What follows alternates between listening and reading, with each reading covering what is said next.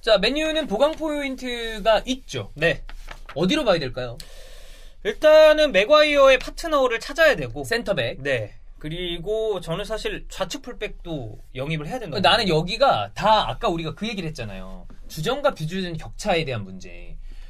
난 여기 막 되게 누구를 밀어낼 만한 선수가 당장 필요한 것 같진 않아요. 뭐 몇 포인트 있겠죠. 이를테면 마티치보다 더 강력한 수비형 미드필더가 있으면 좋겠지. 근데 그 뒤에 중원에 프레드 있고 맥토미니도 있고, 물론 맥토미니 폼이 좀 요즘 안 좋습니다만 네. 그런 거를 감안을 했을 때 또다시 주전급 선수가 온다면 좋을 수도 있겠지만 오히려 다른 서브가 부족한 포지션에 서브를 채워넣을 수 있는 이를테면 우측 풀백. 네. 완비사카 빼고는 이제 또 없으니까 뭐 그런 케이스. 아니면 마시아를 믿고 간다고 봤을 때, 아니면 거기 정도는 될 수 있다. 마시아보다 더 듬직한 뭐 원톱. 근데 그럴 가능성은 좀 쉽지 않을 것 같고. 네, 그 포지션은 사실 그렇게까지 급한 포지션은 아니죠. 그리고 브루노 페르난데스가 없었을 때 누가 공격 키를 쥐어줄 것이냐 이런 거. 네. 그러니까 이게 약간 로테이션 멤버에 대해서 이제 이야기를 네, 하는 거죠. 나는 그 부분이 좀 많이 있으면 되게 좋지 않을까 생각이 들어요. 그러니까 이제 일단 올 시즌 시작하기 전에 맥과이어 영입했고 비사카가 왔잖아요. 둘 다 잘했죠. 네. 그러니까 맨유가 DJ 뻔데스 파리도 있어요. 네. 김대중 씨 이 당을 이끌어 주십시오. 예. 네. 다니엘 제임스. 네. 그러니까 맨유가 올 시즌 영입한 선수들이 실패가 없습니다. 다 괜찮죠? 네. DJ도 이적료로 봤을 때 로테이션 자원이에요. 네네네. 그러니까 딱 적합하다고 봐. 그러니까 딱 이렇게 쭉 살펴보면 지금 모예스, 바날, 무리뉴 얼마나 많은 선수들이 실패를 했습니까? 솔직히 얘기해서. 그래. 나는 지금 생각해보면 야 맨유에 디마리아랑 팔카오도 왔다가 그 생각도 들어. 네, 그러니까. 근데 디마리아 존나 잘하잖아 지금. 파리에선 잘하죠. 네. 그러니까 이런 거 생각해보면 올 시즌에 딱 맨유가 영입한 선수들 중에 실패 케이스가 없다는 것만으로는 저는 엄청난 성과라고 생각합니다. 이제는 진짜로 팀이 공개도에 오른 느낌이고, 이 아까 이제 보강 포인트를 말씀을 해주셨는데 저는 제일 급한 거는 아무래도 이 맥과이어 파트너랑 그러니까 좌측 풀백이 브랜든 윌리엄스가 나왔을 때 좀 좋았다가 이 선수는 보면 볼수록 아직 1군에서 완전 주전으로 뛰기에는 불안한 모습이 있죠. 네, 좀 그렇지 않나. 그리고 나서 사실 루크쇼 같은 경우도 부상 잘해요. 잘하는데 많이 올라왔어. 부상이 너무 심하니까. 예, 그 점을 따졌을 때는 이 수비진 보강, 그리고 조금 더 간다고 치면 장기적으로 마티치를 대체할 수 있는 수비형 미드필더도 하나 있었으면 좋겠어요. 있으면 좋지. 네. 그리고 골키퍼는 이제 딘 앤더슨 얘기가 좀 있으니까 이거는 조금 더 지켜봐야 될 문제라고 생각을 합니다. 나는 그런 면에서 오히려 첼시보다 더 데클란 라이스가 맨유한테 필요할 수도 있지 않을까라는 생각이 들어요. 근데 그렇죠. 링크는 훨씬 더 첼시가 진짜 짙지만 왜냐하면 마티치 역할을 해줄 수 있는 선수고 센터백도 내려갈 수 있는 선수고 역시 맨유도 백스리를 쓰는 팀이니까. 그렇죠. 예. 네. 자, 그래서 일단은 뭐 보강 포인트는 저희가 앞서 말씀해드린 것만 딱 보시면 되겠고, 자, 일단은 제이든 산초 링크가 지금 제일 진한 게 또 여기가 있습니다. 1번인 것 같아. 네. 전체적으로 도르트문트는 할인해줄 생각은 전혀 없는 것 같아요. 아, 그러네. 우리가 우측 공격도 얘기를 안 했구나. 그렇지. 그 보강 포인트 얘기. 이거 왜 그러냐면 그냥 제이든 산초를 맨유 혼자 계속 쫓고 있는 느낌이기 때문에 그냥 무조건 한쪽을 빼놓고 얘기한 것 같아요. 약간 그 하버츠의 첼시 같은 그런 좀 살짝 비슷한 느낌이에요. 이 맨유 우측면 쪽에 이제 보강이 필요하다는 건 다 알고 계실 테고, 근데 이적료가 좀 비싸다는 게 있긴 한데 올 시즌 산초 한 거 보면은 이 돈 주고 영입할 만합니다. 그렇죠. 네. 그 스카이 스포츠 제임스 쿠퍼가 이제 얘기를 했는데 맨유가 사실 글리시 링크가 있었잖아요. 맞아요. 근데 글리시 링크는 이제 접었다. 일단 산초에 뒷전으로 밀어놓은 것 같아요. 네. 무조건 최우선으로 이제 집중을 하고 있다고 하고, 파브리치오 로마노도 산초가 이제 맨유행 을 확정진다는 기사가 곧 나올 것 같다라는 얘기를 했어요. 레시포드, 마샬, 산초, 그린우드, DJ 이 정도면, 그리고 뭐 지금 있는 자원으로 생각하자면 이갈로 정도면 공격진은 이거 마무리되는 겁니다. 탄탄하죠. 네, 마무리되는 거예요. 그러니까 산초가 약간 활용점정이 될 수가 있을 것 같습니다. 잘하겠죠? 오면요? 일단 분데스리가에서 보여준 것만 보면은 굉장히 압도적인 또 기량을 지닌 선수인데. 그러니까 리그적인 문제를 아예 생각을 안 할 수는 없을 것 같아요. 근데 뭐 잉글랜드 무대에서 안 뛴 건 아닙니다만 1군에서 많은 그 경기 수를 소화한 건 아니니까. 그래서 이제 뭐 적응 문제는 있긴 한데 저는 이 정도 클래스 선수면 어디 가나 잘하지 않을까. 얘는 00년생이 아닌 것 같아. 진짜 00년생이야. 나랑 10살 차이 나네. 홀란드도 그렇고 얘도 그렇고 00년생의 느낌이 좀 아니에요. 맞아요. 하는 거 보면. 그리고 데클란 라이스 링크도 있어요. 예. 꾸준히 있습니다. 이 첼시행 얘기가 제일 먼저 나오긴 했는데, 맨유도 솔직히 얘기하면은 센터백 보강을 지금 해야 되는 상황이고, 그러다 보니까 이제 링크가 나오고 있는 상황이고, 이 라이스가 영입됐을 때는 앞서서 말씀드린 것처럼 되게 다양하게 활용을 할 수가 있어요. 포백에서의 뭐 센터백, 그리고 스위백에서의 스위퍼 역할을 해줄 수 있고, 장기적인 마티치의 대체자가 또 될 수도 있으니까. 가능하죠. 네, 범용적으로 이제 활용할 수가 있고, 최근에 이제 맨유 관계자 측에서 나온 소스를 좀 보면, 데클란 라이스를 최우선 영입 타겟으로 잡았다는 얘기도 있어요. 근데 이제 이거는 이적 시장이다 보니까 너무 다양한 얘기가 나와서 그렇죠. 적당히 걸러서 들어주시면 될 것 네. 같습니다. 예전에 이거 내가 한번 얘기한 적이 있었는데 아스날 뉴스 리뷰.co.uk라는 사이트가 있었어요. 네.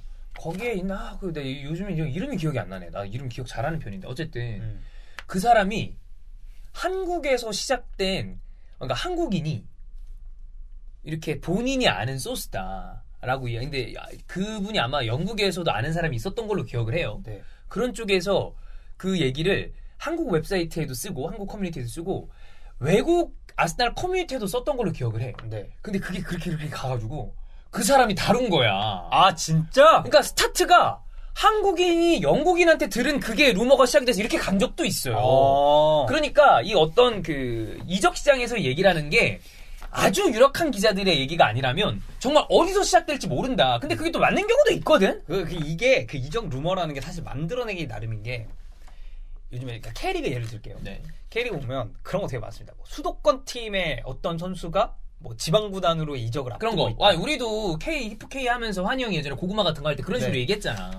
이제 이게 커뮤니티 사이트가 되게 많잖아요. 네. 저도 이제 예전에 커뮤니티 사이트에 그런 걸 이렇게 막 쓴 적이 있어요. 근데 그런 거 쓰시는 분들을 뭐 제가 개인적으로 알진 못하지만 거기에 날조도 정말 많아요. 날조도 많고 실질적으로 정말 구단 관계자랑 알아서 얘기하다 그런 걸 듣는 분들도 있고. 그러니까 귀동냥 딱 들어가지고 그렇지. 그거를 완전 깔 수는 없잖아. 그러니까 약간 다른 거랑 섞어가지고 넣는 네, 거야. 살짝 이렇게 거기에 버무려서. 양념을 치는 거지. 네. 네. 그래서 이제 링크 같은 거 그리고 뭐 이적설 같은 거는 적당히 걸러 들으실 건 걸러 들으시고 근데 되게 유력한 기자들이 그 얘기하는 사람들, 건 그렇지. 그거를 이제 위주로 보면 되고 나머지는 이적 시장 원래 그런 재미니까. 네, 맞아요. 네. 그거 보는 재미니까. 그렇습니다.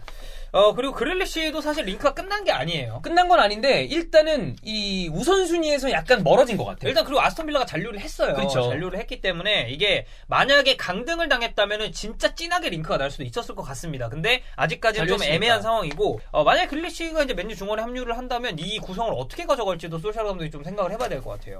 어떤 식으로 조합할지 근데 물론 잭 그릴리시는 어디에도 세울 수 있는 선수이기 때문에 좋은 건데 이선 자원에서는 네. 그거죠.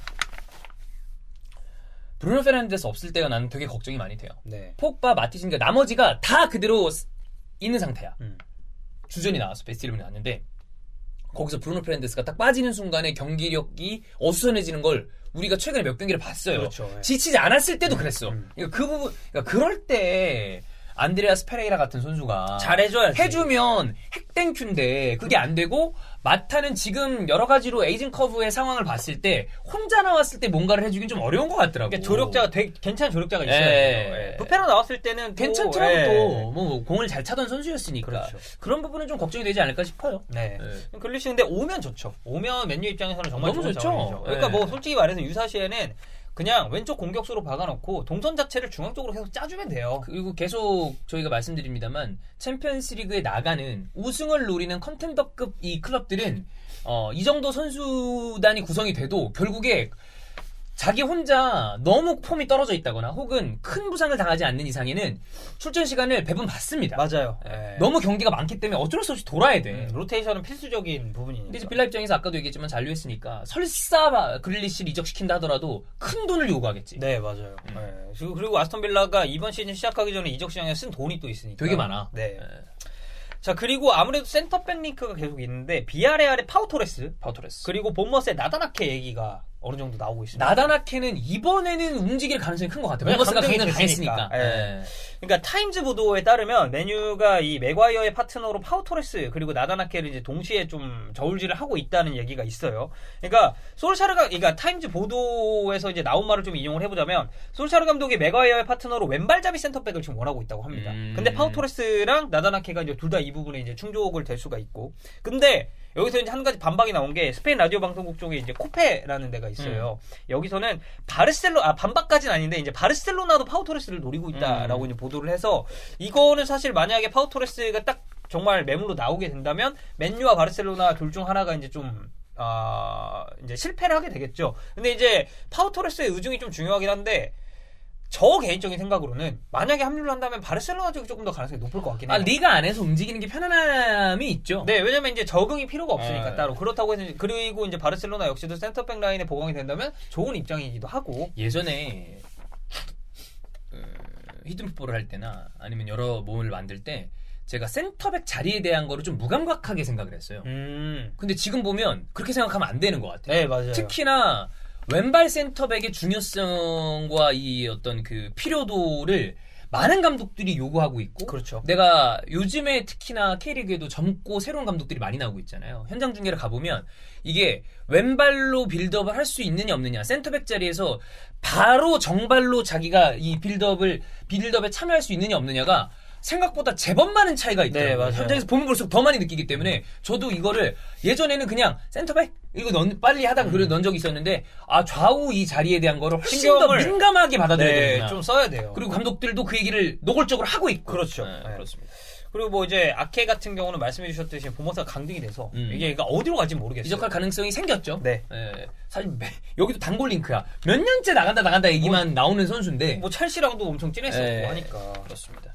요 정도. 맨유는 아마 제이든 산초 쪽으로 이게 또 후다닥 나는 경우는 또 후다닥 나요. 근데 되게 좀 궁금하긴 하네요. 그러니까 첼시가 만약에 하버츠를 영입을 하고 맨유가 산초를 영입을 하면은 이 분데스리가에서 넘어온 선수들 간의 맞대결이 또 될 수가 있잖아요. 이것도 진짜 볼만할 것 같습니다. 그렇습니다. 자, 맨유 체크해봤고요. 또 다음 팀도 체크해보겠습니다.